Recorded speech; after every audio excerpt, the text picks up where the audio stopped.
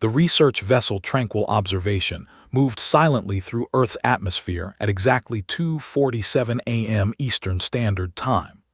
Commander stood in the center of the bridge, his tall blue form casting long shadows under the ship's soft lighting. His 6 eyes moved independently as he studied the readings on the main display screen. "Report," he said in their musical language, his voice carrying the authority of someone who had explored 47 different star systems. Science Officer Nth touched her control panel with one of her 4 arms. "We have located an ideal specimen, Commander. Human male, approximately 34 Earth years old. Current biometric readings show excellent physical conditioning. Location: southern region of the North American continent. The humans call this area Florida. The subject appears to be engaged in some form of ritual combat with a large reptilian creature." Commander's primary eyes focused on the screen. Below them, in what appeared to be a swamp, a human male was indeed wrestling with what their database identified as an alligator. The human wore only brief swimming garments and a cloth covering decorated with text that their translator rendered as "world's uncle." "Fascinating," murmured Doctor from his position at the biological analysis station. "The specimen shows no signs of fear despite facing a predator. This suggests either advanced combat training or significant mental deficiency." The human on screen had somehow managed to get behind the alligator and was now attempting to hug it. The creature seemed more confused than aggressive. "Perhaps this is a mating ritual," suggested Junior Officer Al, her voice uncertain. "Negative," replied Nth after consulting her instruments. "There are no other humans present, and the reptile is not of the same species. I believe this may be some form of religious ceremony." Commander nodded slowly. They had been studying primitive species for over 3,000 Earth years. They had seen warrior cultures, peaceful farming societies, and even species that communicated entirely through dance. But they had never encountered anything quite like this. "What is the human saying?" asked the commander. Their universal translator crackled to life, picking up the human's voice from below. "Come on, buddy, I just need my keys. I promise I ain't gonna hurt you. Well, unless you bite me, then we might have a problem." The alligator made a sound that their translator somehow rendered as confused reptilian noises. "The human appears to have lost some form of access device," analyzed Doctor, "and has chosen to retrieve it by engaging in physical combat with a dangerous predator rather than using tools or seeking assistance." "Remarkable," said Commander. "This level of individual initiative suggests a highly evolved survival instinct combined with questionable decision-making processes." Below, the human had successfully retrieved a small metallic object from beneath the alligator and was now gently patting the creature on its head. "Thanks, pal, you're all right. Maybe next time don't eat my keys, though." The alligator slid away into the water, apparently as baffled by the encounter as the aliens watching from above. "Initiate specimen collection," ordered Commander. The ship's tractor beam activated with a soft humming sound. The human looked up at the sudden appearance of light from above, his expression changing from mild confusion to what appeared to be genuine interest rather than fear. "Well," they heard him say as the beam began lifting him from the swamp, "this is new." As the human rose toward their ship, Commander felt a sense of satisfaction. This specimen would provide excellent data for their ongoing study of primitive species development. The humans' unusual behavior patterns would give their material to analyze for months. The human disappeared into the ship's specimen bay, and Doctor immediately began running containment protocols. Subject secured in Examination Chamber 1, initiating atmospheric adjustment for human physiology. "Excellent," said Commander. "Begin standard first contact procedures. I want a full psychological profile within the hour." What none of the aliens realized was that the human they had just captured was Dale, a 34-year-old construction worker from Bradenton, Florida, whose life philosophy could be summarized as, "Hold my beer and watch this."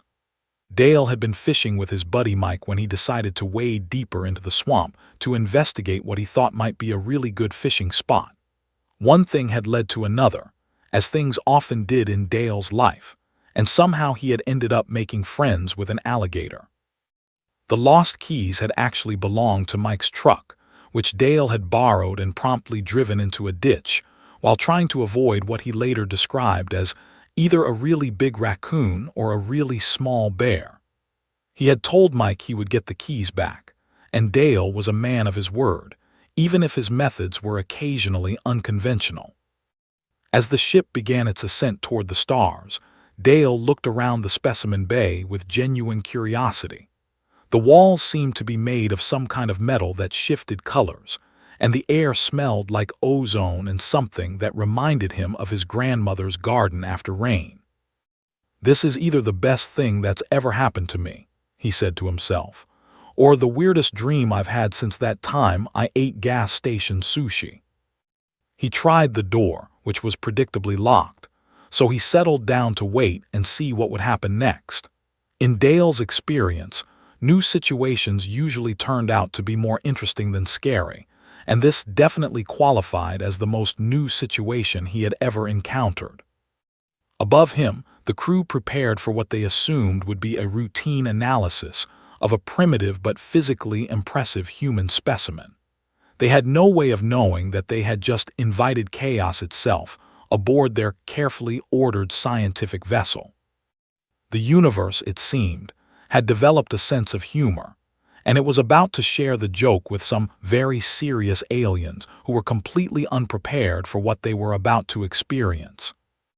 Dale woke up strapped to what looked like a medical table, but instead of the usual white ceiling and fluorescent lights he expected, he found himself staring at a dome filled with swirling patterns of blue and purple light. The restraints were made of some kind of metal that felt warm against his skin, and the whole room hummed with a low, almost musical sound. "Well," he said out loud, testing his voice in the strange space, "this definitely ain't Bradenton General." Around the table stood 7 of the most unusual beings Dale had ever seen, and he had once attended a science fiction convention in Tampa where the costumes were pretty impressive. These creatures were tall, probably close to 7 feet, with skin that shifted between different shades of blue like the surface of a calm lake. Each had multiple eyes arranged in patterns across their elongated heads, and their arms ended in what looked like tentacles instead of hands. The one directly in front of him stepped closer, and Dale could see what appeared to be complex equipment built into its clothing. When it spoke, the words seemed to appear directly in his mind rather than coming through his ears. "Greetings, human specimen. I am Dr. Nth. You have been selected for study by the scientific collective. Please remain calm while we conduct our examination." Dale blinked a few times, processing this information. "Y'all got any beer?" he asked. "Also, 6 spaceship bros, is this like a timeshare thing? Because I gotta warn you, I'm behind on my credit card payments." The aliens exchanged what might have been looks of confusion, though it was hard to tell with their multiple eyes. Dr. Nth consulted a device that looked like a cross between a tablet and a kaleidoscope. "The specimen appears to be experiencing some form of cognitive malfunction," she announced to the others. "Perhaps the transport process has damaged its neural pathways." "Nah, I'm good," Dale assured her. "This is actually pretty cool. Are y'all like from space? Because Mike is never gonna believe this. He still thinks I made up the story about the time I accidentally got married to that street performer in Key West." Another alien, this one wearing what looked like military insignia, stepped forward. "I am Commander. You will answer our questions about your species' technological capabilities and social structure." Dale considered this. "Well, technology-wise, we just figured out how to make cars that park themselves, which is pretty neat. And socially, we're still working on it. Last week my neighbor got into a fight with a pelican over a sandwich, so make of that what you will." The aliens began whispering among themselves in their musical language. Dale could not understand the words, but their body language suggested confusion and perhaps concern. Dr. Inth activated another device, this one resembling a crown made of light. "We will now conduct a telepathic examination of your thought patterns. This may cause mild discomfort." "Go for it," said Dale cheerfully. "Fair warning, though, my brain's kind of a mess. Last coherent thought I had was probably sometime last Tuesday." The telepathic probe activated, and Dr. Inth suddenly found herself experiencing a flood of memories that made no logical sense. She saw Dale riding an airboat through the Everglades while being chased by what appeared to be park rangers. She watched him attempt to make the world's largest sandwich using an entire alligator, 3 pounds of bacon, and a loaf of bread the size of a small table. She witnessed him getting struck by lightning while holding a fishing pole and somehow walking away unharmed. The probe also picked up the incident where Dale had accidentally started a forest fire while trying to cook s'mores using a homemade flamethrower constructed from spare parts, and what he described as legitimate scientific curiosity. The fire department had not been amused, but the s'mores had turned out excellent. Dr. Inth stumbled backward, her tentacles shaking. "Commander, I cannot process these images. Either this specimen has lived the most statistically improbable life in the galaxy, or its memory engrams are completely corrupted." "What you see?" asked Dale with interest. "The good stuff, because there was this one time with a manatee and a pool noodle that was pretty epic." The ship's AI, which had been quietly monitoring the proceedings, suddenly began displaying error messages across every screen on the bridge. Warning lights flashed as the computer attempted to categorize and file Dale's memories according to standard protocols. "Error, impossible behavioral PATTRNS, DETCTD.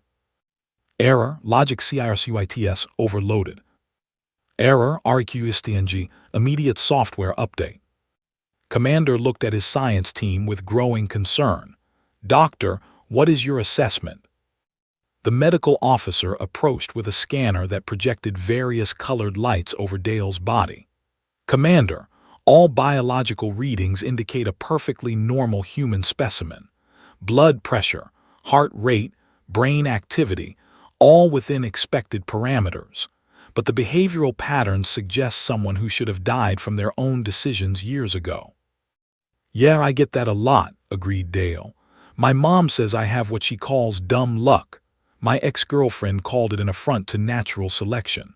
But hey, I'm still here, so something's working." Dr. Inth was still recovering from the telepathic contact. "Commander, according to his memories, this individual once defeated 3 opponents in hand-to-hand combat using only a rubber chicken and what he refers to as creative problem solving." "It was a pool party," Dale explained helpfully. "Things got out of hand when someone brought up politics. The rubber chicken was just sitting there and inspiration struck." Commander made a decision.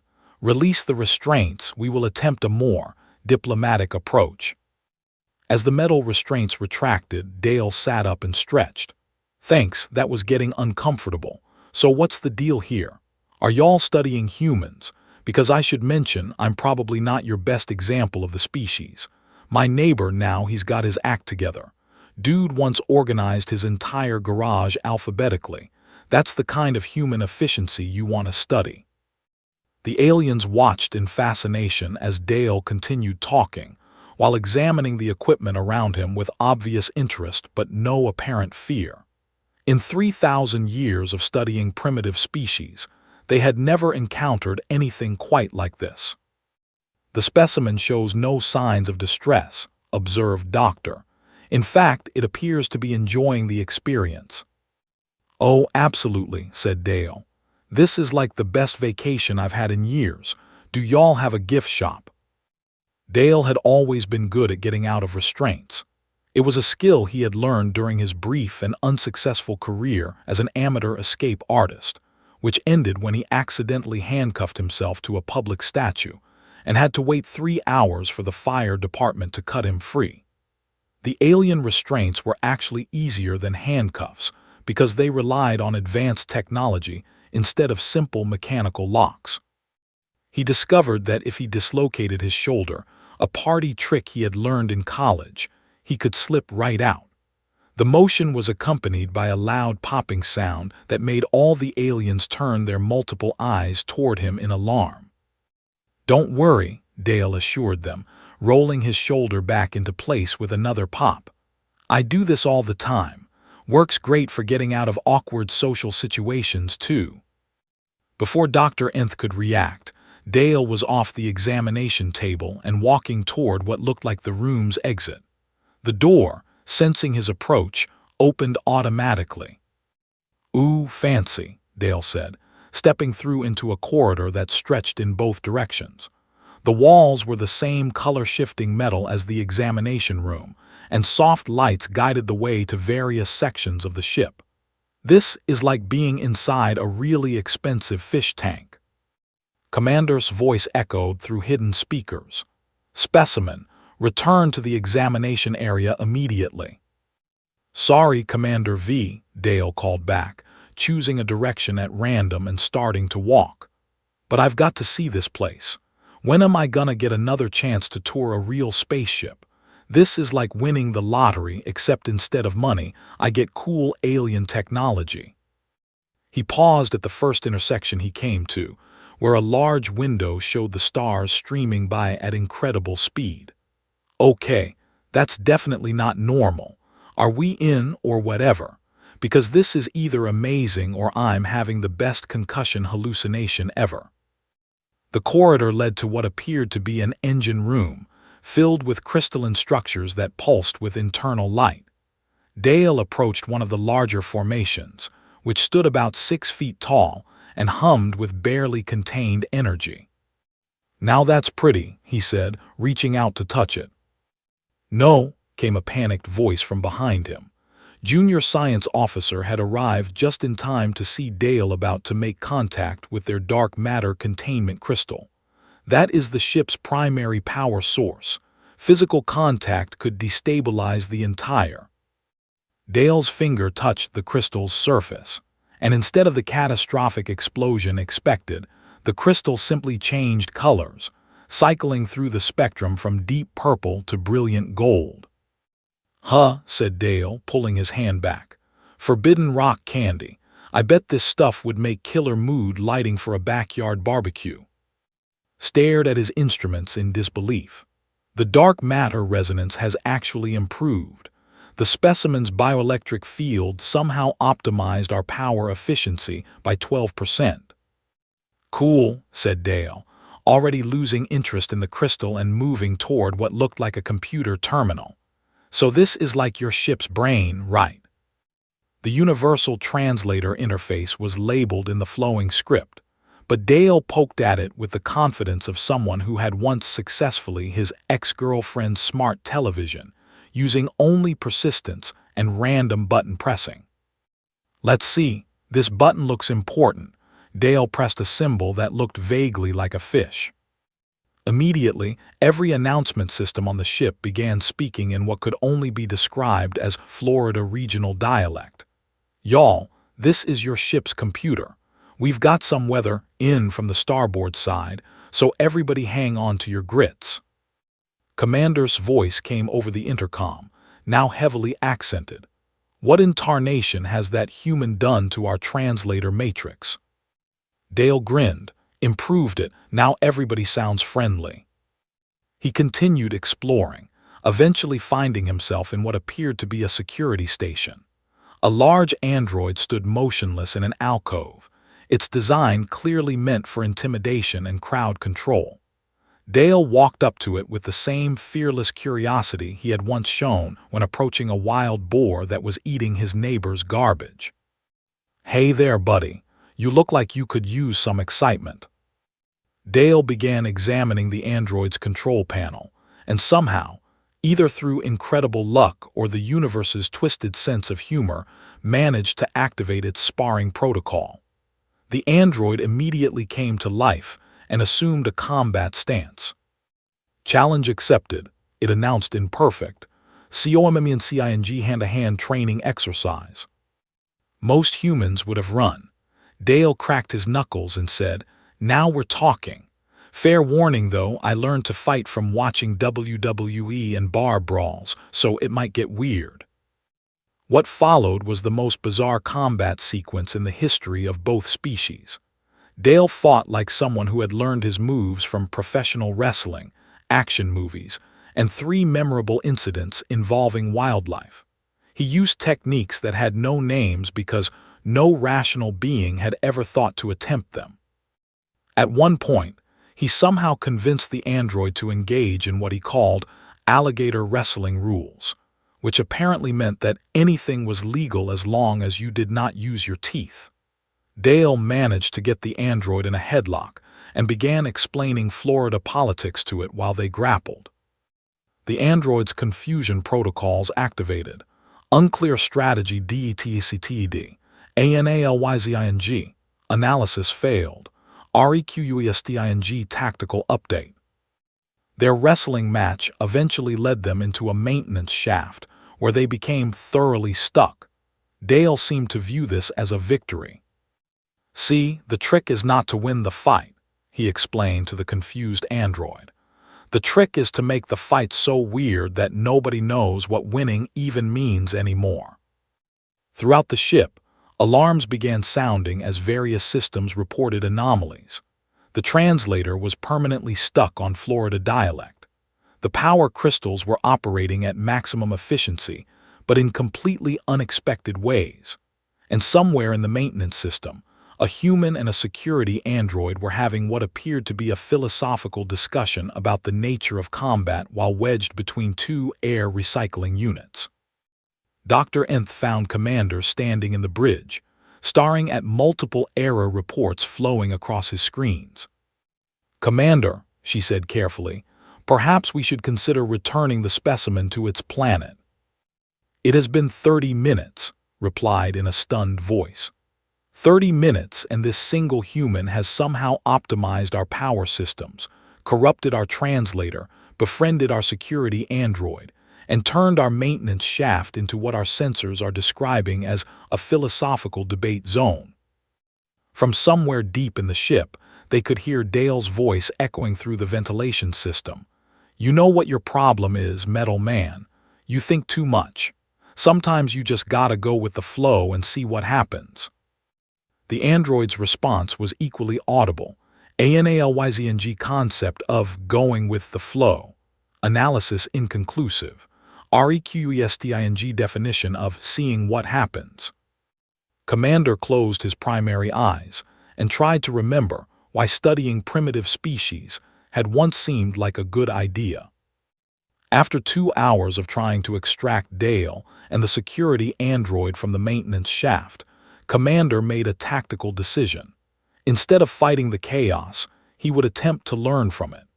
Perhaps this human's unusual behavior patterns could provide valuable insights into his species' potential. He found Dale in what used to be the ship's cultural archive room, where the android, now apparently named Steve, according to the human, was helping him arrange ceremonial artifacts into some kind of geometric pattern on a large table. "Greetings, human Dale," Commander said, using the name he had learned from Dale's enthusiastic self-introductions throughout the ship. "I propose we engage in a formal cultural exchange. You may observe our advanced civilization, and we will study your primitive but interesting customs." Dale looked up from what appeared to be an attempt to balance 3 sacred meditation orbs of eternal wisdom on top of each other. "Sweet.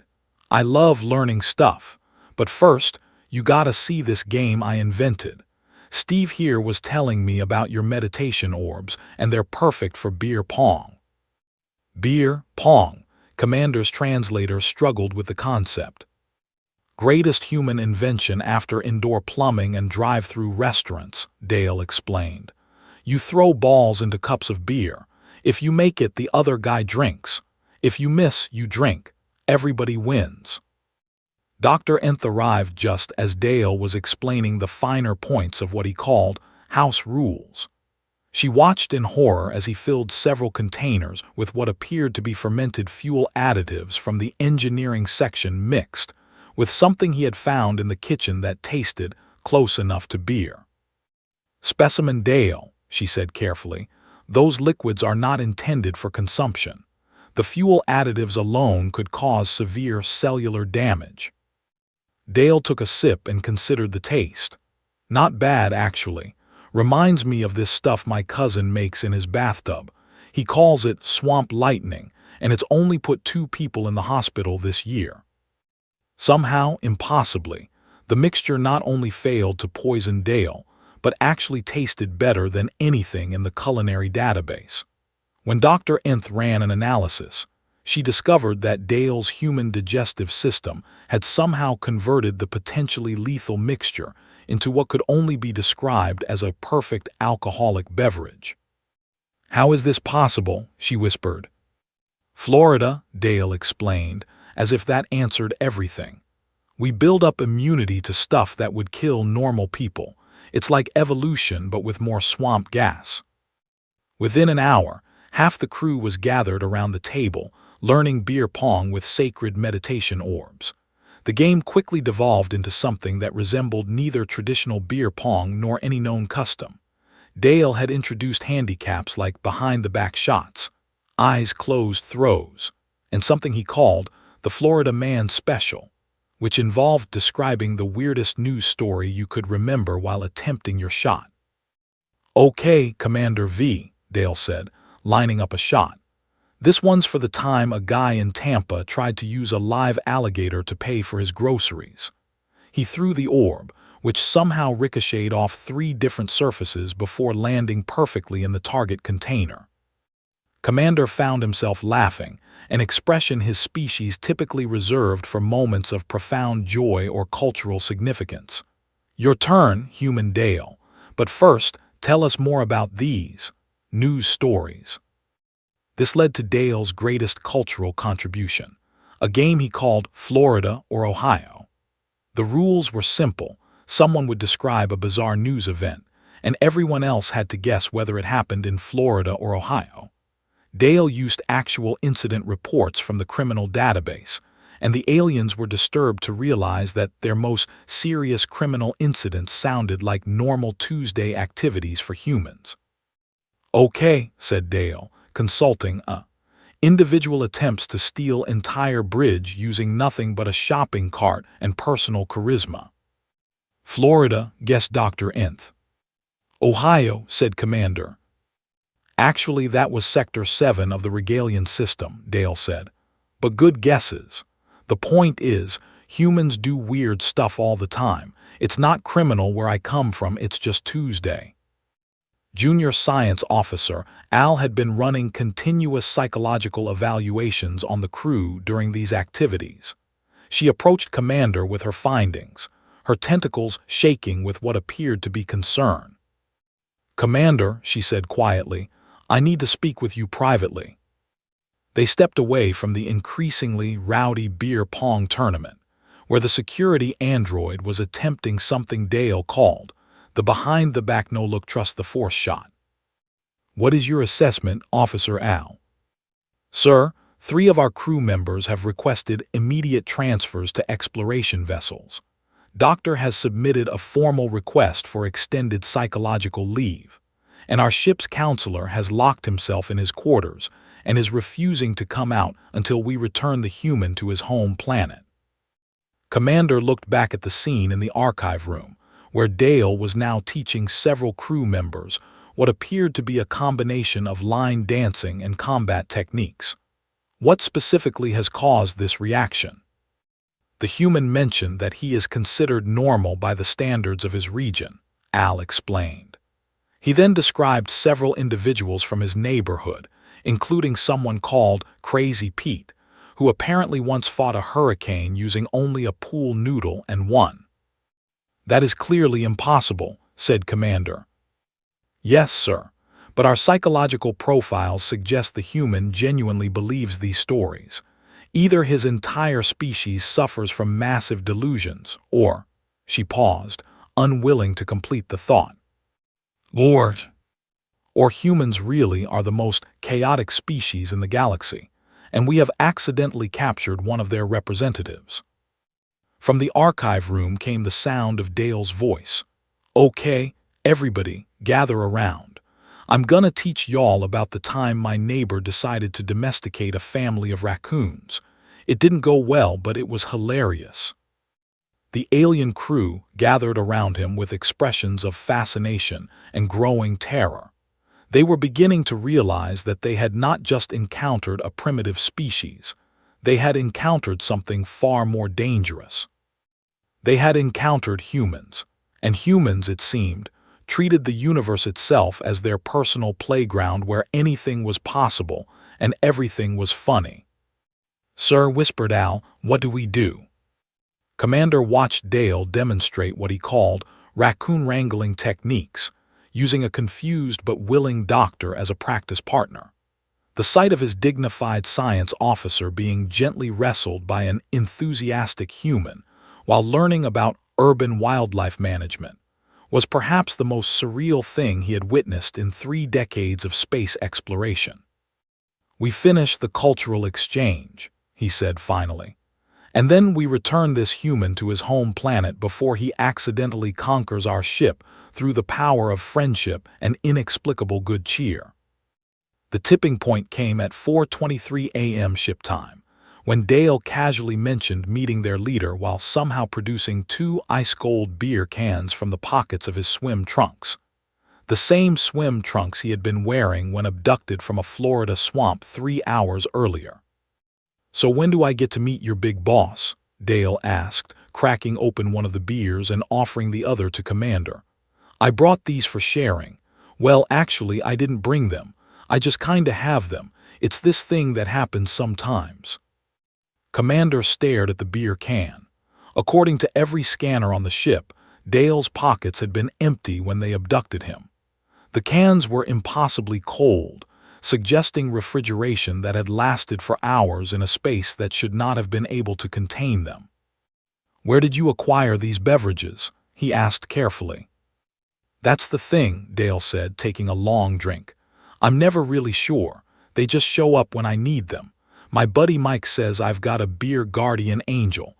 Could be worse superpowers, right?"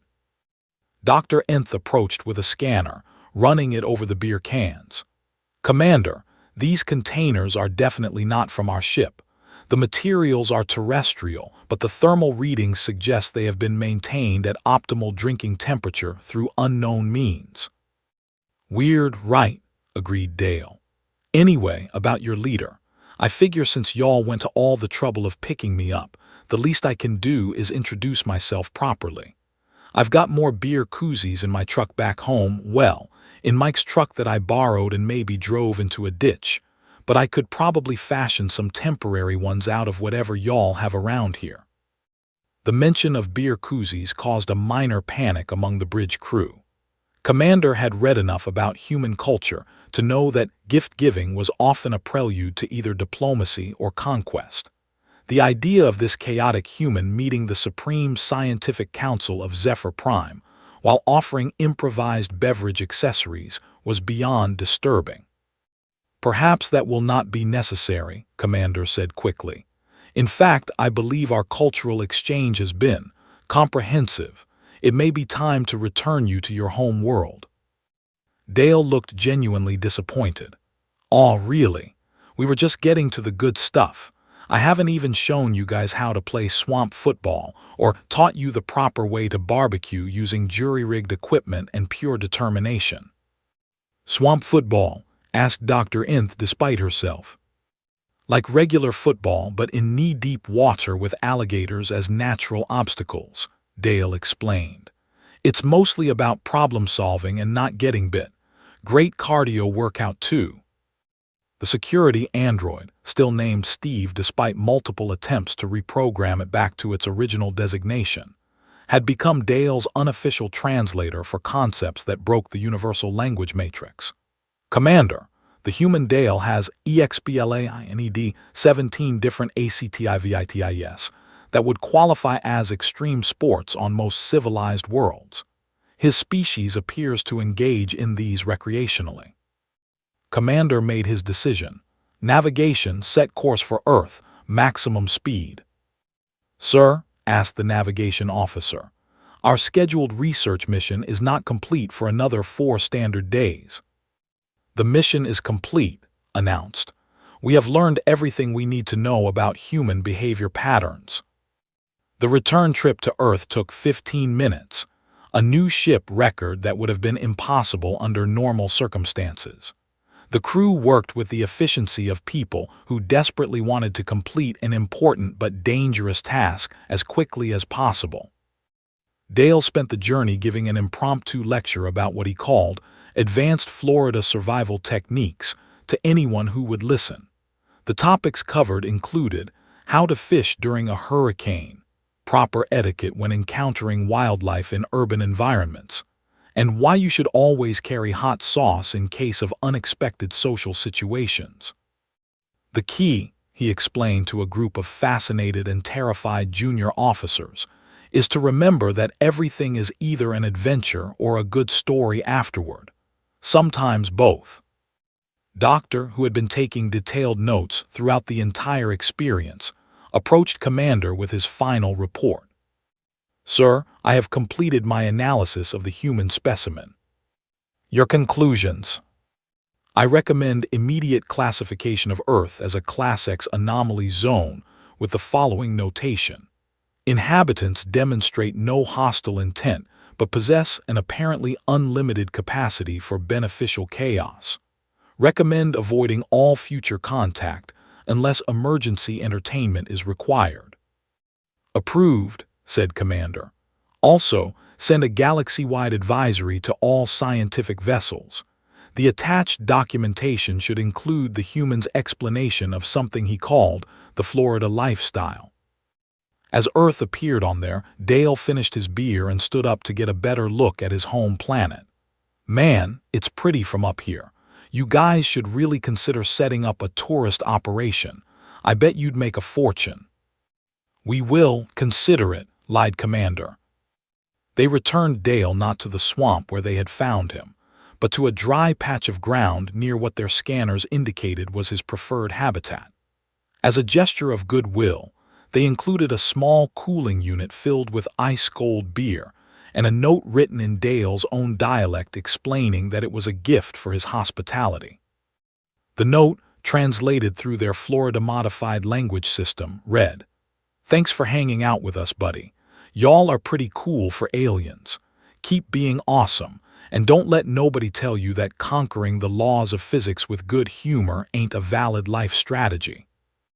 Dale waved goodbye as their ship disappeared into hyperspace, then cracked open one of the alien beers and called Mike to let him know he was running late for their 4 a.m. fishing appointment. "Sorry, man," he said when Mike picked up. "Got sidetracked by some visitors from out of town. Long story, but hey, I got us some new beer and you're not gonna believe where it came from." Meanwhile, the research vessel Tranquil Observation was broadcasting emergency updates to every scientific facility in the galaxy. The message was brief. Have encountered species capable of weaponizing friendship and chaos simultaneously. Recommend immediate reclassification of human beings as benevolent reality hazards. Do not attempt contact unless prepared for fundamental changes to understanding of how universe works. In his official report, Commander wrote, "After extensive study, we have determined that humans are not angry, hostile, or aggressive. This makes them far more dangerous than any species we have previously encountered. They approach existence with the assumption that everything will work out fine, and somehow, this makes it true. Recommend avoiding Earth until we develop better psychological shielding for our crews." Dale never told anyone about his alien encounter except Mike, who assumed it was just another one of Dale's creative explanations for where he disappeared to when he was supposed to be doing something responsible. The beer, however, was undeniably excellent, And Mike had to admit that whatever Dale's story, the guy certainly knew how to find quality beverages. For his part, Dale considered the whole experience a successful evening. He had made new friends, learned about advanced technology, and somehow ended up with free beer. In the grand scheme of Florida adventures, it ranked somewhere between pretty good and definitely telling this story at barbecues for the rest of my life. The universe, meanwhile, quietly updated its cosmic regulations to include a new category of protected species. Humans approach with caution and sense of humor.